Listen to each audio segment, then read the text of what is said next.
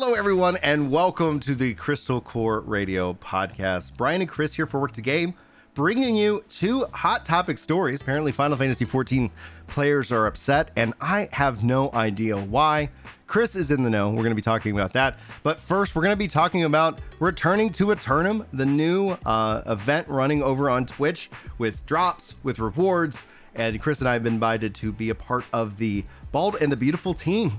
This is going to be with Redbird, BDLG, Asmongold, Rich Campbell, and a handful of other content creators, of which I have not committed yet to memory. I saw your boy Willie is also on the list as well, so invites have been rolling out. We're excited to be invited. It's going to be running from November the 2nd through November the 18th. There's going to be some Twitch drops and some unlocks, so just by hanging out on stream, you're going to get access to that, or on anybody's stream. Most likely, there's probably going to be a handful of people that you probably watch, so you don't have to watch me, but I am going to take a day off work and commit to the that. People kept asking me, like, are you going to do fresh start servers? I was like, no, not planning on it. And then they're like, you want to come play with Asmongold? I'm like, all right. Like, I guess I could start a new character for that. Chris, we've obviously been talking about New World. You've played it up to level 30. You were asking when would be a good time to jump back in, because now they have the new player experience. Now they got Brimstone Sands. They've done a lot of work on the game itself. Tell me, what questions do you have? What excitements do you have? What concerns do you have? What are you looking forward to? So, I told you I had no interest in a fresh start server, right? What I liked about New World was that I could pick it up and drop it like Guild Wars, and that my progress is just slowly helping me towards enjoying the game. And so, like, coming back and re-experiencing something that I did months ago made no sense to me. But I would like to now correct that statement to I will absolutely overcome that with the opportunity to play with some really cool people and be part of a really cool event. So we're going to first start server this up, but that was not I don't typically do things like that. I find the seasonal element of games not my favorite part. I admire it, and like I love watching like games done quickly and stuff, but the idea of beating something 100 times hasn't been my go-to experience when there's like new experiences just beyond the horizon. So I tend to jack of all trades, dabble in everything, never repeat anything, and never finish anything I start. There's a lot of problems with it, but it is my method. It's good. It's good life goals. Yeah, I've started everything. Don't complete anything. So as we return to Aeternum, I've got the game updated. I own the game on Steam. First of all, let's just get out in front of the easy questions. Do I need to purchase anything to hop back in? Not at all. There is no subscription fee. There is no pay to win. Literally, you just update the game. The only real cost, like when you try to break it down, is in terms of like the hard drive space that a game would take up. So if you're always short on hard drive space, that's where I could understand somebody be like, all right, what's really the draw? Like, why should you go back and jump in? And for me personally, like having been played it for this last year, the game just continues to get better and better and better. And the new player experience, it's going to be interesting in the long run, because the new player experience officially ends after level 25. And then the game kind of becomes what the game has been. So we've seen not only the new zone, which if you've stepped into Brimstone Sands, you know what I'm talking about. People continue to say, wow, Brimstone, like, holy smokes, like this feels like Amazon's firing on all cylinders. Like so far people, like for a desert zone, people seem to be very pleased with a quote unquote desert zone. Typically in games, people are like, well, it's a desert. Like what do you, it's void of a lot of life, in that regard. Guild Wars Path of Fire zones are pretty freaking cool. Yeah. And then so in terms of that, then you have also seen Monarch's Bluff and Everfall zones also be given kind of that same level of makeover. So lots of the early parts of the game have been redesigned. So we'll see them. We don't have an ETA, but we do know controller support native is coming. We do know many things. There's one thing that's on my list that is not been talked about by them, but everything else is like, oh, that's really good. So within probably the next, 6 months to, a year, it's gonna be an interesting year too, for the game itself. And this is something to kind of kick off that anniversary event. Sure. Obviously, you're They're sponsoring the big streamers. In fact, like if we just kind of scroll down, you can kind of see the goal is that every team's got different objectives, or they have the objectives to complete to level up, and then that's going to open it up more. So Bald and Blue Beautiful, that's, you know, Redbird, Zaru, Asmongold, they have more, you know, listed over on kind of the official news page, and you can see ultimately how much percentage of the goals that they've achieved, and then ultimately everybody's going to get all the rewards that are included. It's just a matter of you unlocking some of the rewards first and foremost. Is this event, I know the answer to some of these, or believe I do. Is this event private, or will you and I be fighting server queues? This is private, so generally, like if you're not invited to the event, you're not going to be fighting server queues on this specific server. After the event, the servers themselves will actually open up. So if it was like live server, it's a live server, but it's private for now. Private for now, and then ultimately that's going to expand and open up once, I guess after the 18th, maybe on the 19th itself. I don't have like the specifics of how that transition is going to work. We haven't seen anything like this happen before, and the theory, or like will be interesting to see, is that if this is successful in terms of just both a marketing campaign, but also people have a lot of fun, you can almost start to expect kind of a yearly seasonal server, you know, in that regard. So where, hey, we're getting teams together, we're doing these events, we're doing all this, etc. Then it's going to be something that's going to be ultimately interesting. So, yeah. Over the last year, you and I have both tried to have experiences in parts of games that we have traditionally just ignored, so that we can know if we like those things. Sometimes we find we actually really like something. Like I'm loving Story in 14, that I started giving a shot in Shadowbringers. I'm having a blast. And then some things I'm like, yep, didn't like it. So after this kind of new player experience, the reason I've always avoided these, I didn't understand, like, well, then what happens? Do I just keep chasing new player experiences? Or is there like crossplay coming to this because the servers have been separate for? Yes, they are actually rolling out crossplay. That's the big announcement that they've shared. Now, it's going to start in specific modes before they continue to open it up. It's starting with OPR, which I actually like. When they said OPR, that's the first thing that they need. One of the biggest challenges within the game itself and within the server structure is, why do you want to go spend time on a smaller world? And because smaller worlds meant being cut off from some of the content. OPR is a critical component to that. So OPR is going to be first. We still don't have a date for when that cross server play is coming, but I would suspect that whenever you start hearing devs actively talk about it in terms of mode, that in my mind, I start thinking about 3 to 6 months ends up feeling like a good estimate, because that means they've already done a lot of the underlying work. We've already seen a lot of the underlying work brought in. The Group Finder, for example, already brought in with the understanding that there's going to be crossplay. It's just not enabled. So you'll probably see it as OPR. You'll probably then see it for arenas. Then you'll see it for the dungeons. And then ultimately, I think you'll see it for the worlds themselves. But again, the rest of those things, I don't have dates on when that's going to happen. But that's going to alleviate a lot of server queue frustrations, because if you can play with your friends, which ultimately that's what people want to do. You've talked about this numerous times. Like if you're ever between MMOs, if you're ever just like, well, I don't know what to play. Are your friends playing anything? Because you'll have way more fun if you're playing with your friends than you will if you just go off and have, you know, any new player experience or any revamped experience. Like if your friends are playing Guild Wars, Brian, what should I play? Should I play 14 or New World? Oh, your friends are playing Guild Wars? Go play Guild Wars. Like you're gonna have a better experience overall with games that. I hate for a chance to play games with my brothers. So wholeheartedly.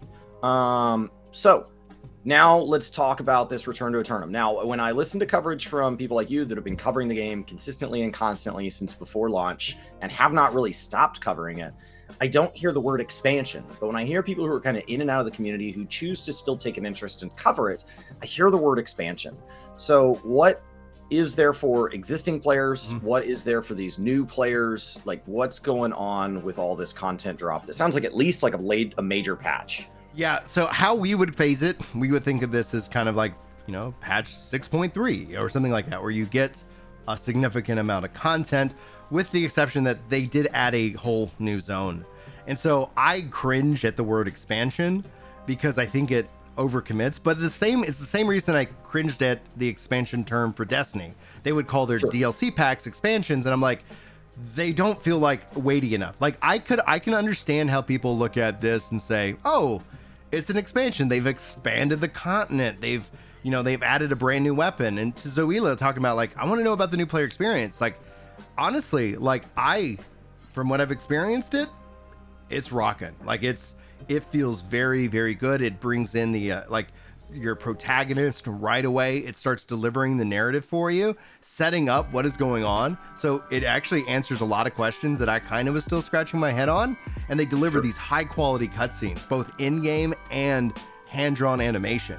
Like, it's Amazon. Like, I'm like, when you talk about like Amazon firing and really dedicated to this game, it makes them feel really dedicated to the game. The same thing even in the Brimstone. So essentially there's this weird mid-core gap from 26 to 60 that it's like, yeah, they're going to get to that, but you're like, okay, what do? You kind of play it. But the nice thing is that as a level 60 player, I can still experience the new player experience. A brand new player, a returning player, they get to go and step through and kind of have a more guided experience through the beginning of the game. But it's not just that, because everything obviously is also voice acted, which is like really like it helps immerse you into it right from the start. But it's the greatsword has been added to the game. That is a fun weapon to play around with, even if it's not going to end up being your main. I highly encourage people to check out a handful of weapons. What they've also done is that they've scattered all the weapons along the new player experience, so you're not sitting here having to like, well, I really wanted to try out a spear. Well, it turns out as you play, like, oh, there's, the weapons are just on your path and you pick them up, you play with them, and then you kind of decide what you want to like maybe then continue to work on. But then they also have added the level 60s on Brimstone, which has its own story, its characters, voice acting, cutscenes, and it feels like they've really learned a lot of lessons over the past year in terms of delivering, like, because even if like once they finish off the mid tier, like I would this is kind of how I feel about the game. Once they kind of finish off the mid tier, like I would say, oh, this is a great game if you just want a single player RPG. You just can play through the story and just put it down. Like, there's no subscription. Like, if you play it at your own pace, it's got this story and it's got this world. And honestly, I find it very interesting because it does weave in like history and all these different kind of experiences. So, for example, you're in King Arthur's court now as a part of the new player experience why am I drawing a blank? Monarch's Bluff. So it's like this big castle and things like that. So it's like, oh, this is something that's fascinating. Like, these things are happening, and so they also have talked about that they're putting in and working on the other zones and the other experiences so that these zones will have like a rich identity, so that whenever you're in like a city, you're going to know where you are. So if you go to Oxborough, which is a part of Everfall now, like, it visibly is like, it looks crazy. And I actually I went ahead and upgraded my house in Oxborough because it was great. So yeah, it was freaking cool. Okay. Yeah, on the new zone note, at the beginning of your point there, I will say adding a new zone to progress story or content is something that like Guild Wars does, something that World of Warcraft does. So for Final Fantasy players, you don't get new zones without the launch of an expansion, but that is not uncommon in other MMOs to expand the places we can go to expand on the game's content. So I think from here, I would shift to, like, you just put out a video on like the 5 or 10 things or whatever it was I watched it yet, on why you're liking New World better than 14. To give more specific examples. And none of that's like is news to anybody who's been following the content. These are just things that I enjoy. But to answer the question that a lot of people had, they're like, why? It's like, these are my 5, like the top 5 things, and it's not that I don't, I'm sitting here like 14 sucks. Like, in the video, I'm like, no, go play 14. It's a good game. Like, it's, highly encouraged to, if you have never played it. But these are my 5 reasons that I look for, and the New World has delivered for me based off of my history with Final Fantasy 11. Like, what I would ultimately say is, like, I don't know if New World's going to be appealing for the 14 WoW crowd, but for the Final Fantasy 11 14 crowd, you might actually find a lot of really cool things to like about New World. So as somebody hops back in, or as somebody tries the game for the first time, what are the things that you would recommend they get started? Like, how do if I hop on this new start server, I mean, they're going to be new, super knowledgeable people. So it's not a true fresh start server. You guys are bringing in all this knowledge. Yeah. So where is the game at now? Like, before it didn't seem to really matter what I did. Like, everything kind of gave general experience. As they move towards streamlining it with story and stuff, like, is there a desired path for me to do?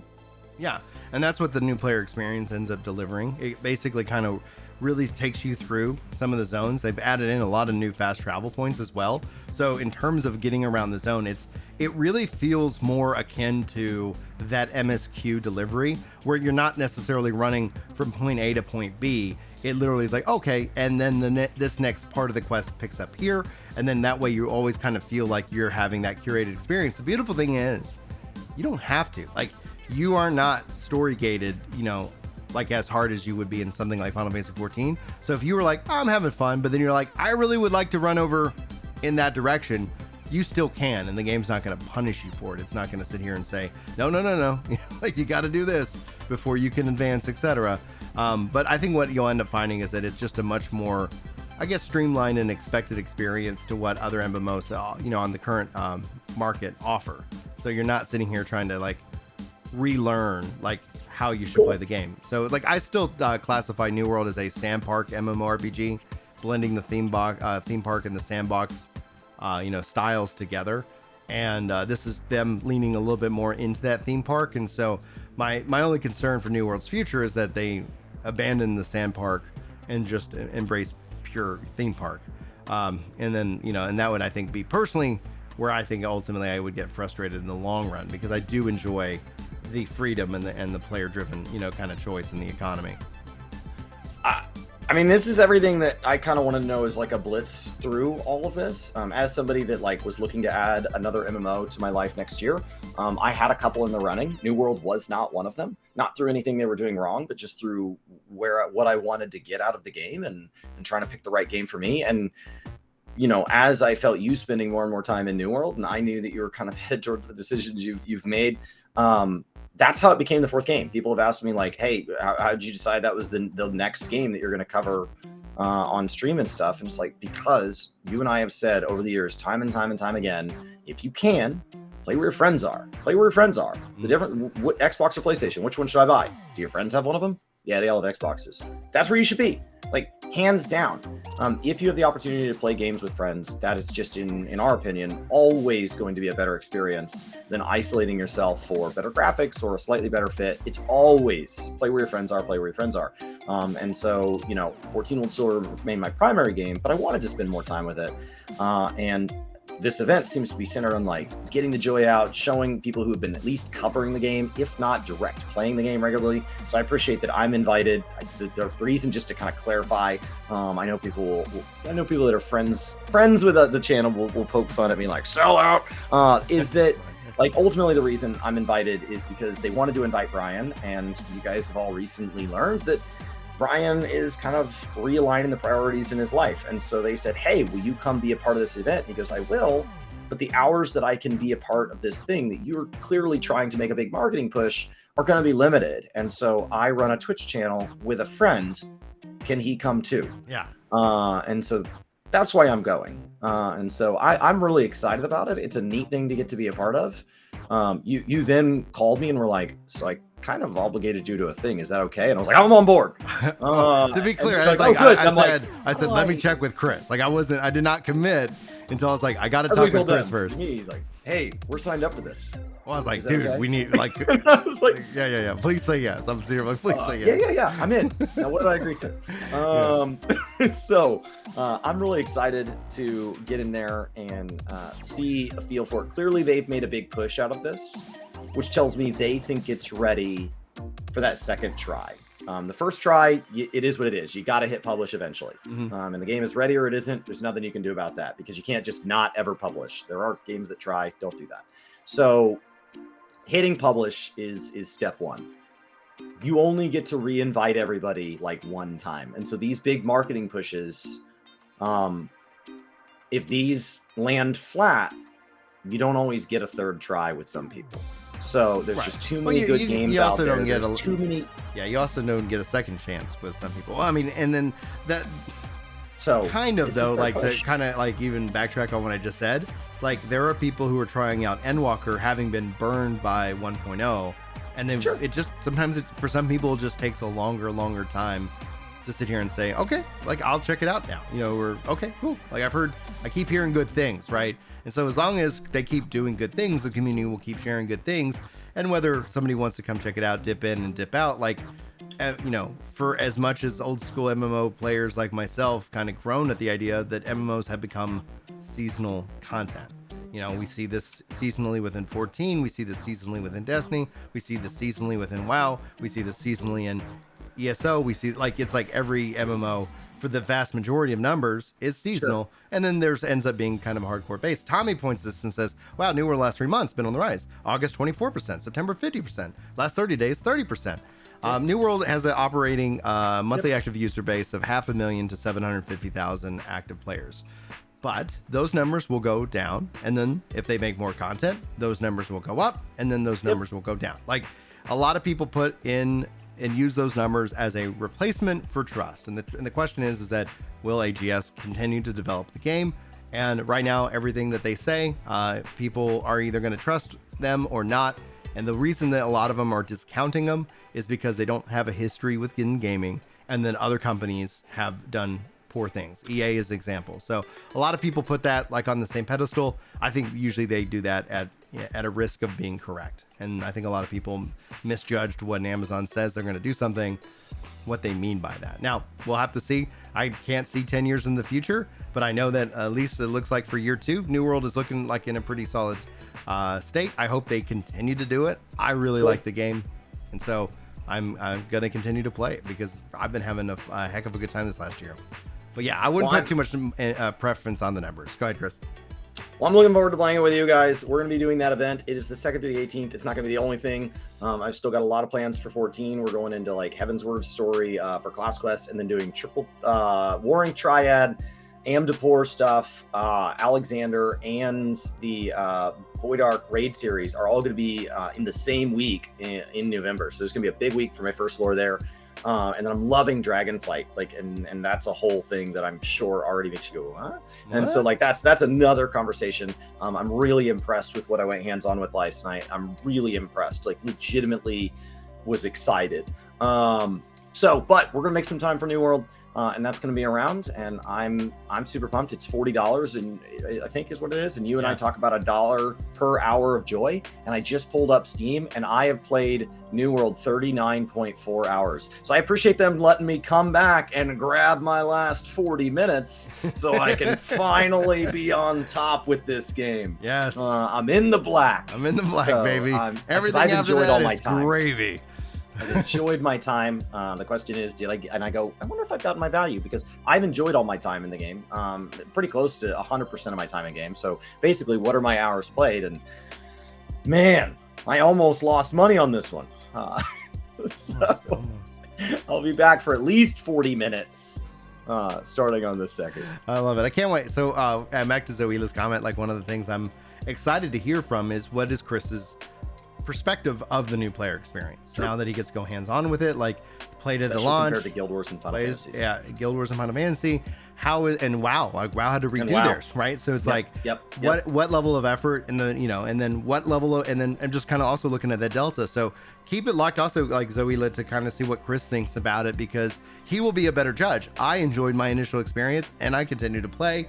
Chris dipped out, which no judgment, like that, like people, it's your time, it's your life, spend it the way you want. I never disliked it. I just liked other games more. Right, exactly. So it's gonna be. It was never a game that I'm like, yeah, I'm not doing that again. Yeah. So keep it locked to kind of Chris's expectations to see how he feels coming out of this event. I'm kind of curious as to your initial take, and then obviously if we're doing a lot of playing with this event, there is the chance of like, wow, I'm winded. I need a day. Like, whoa, that was crazy, like, so that's probably going to be a factor too. Now, Chris, we are going to next talk about selling what for what? I don't really know. We kind of teased it at the start of the show.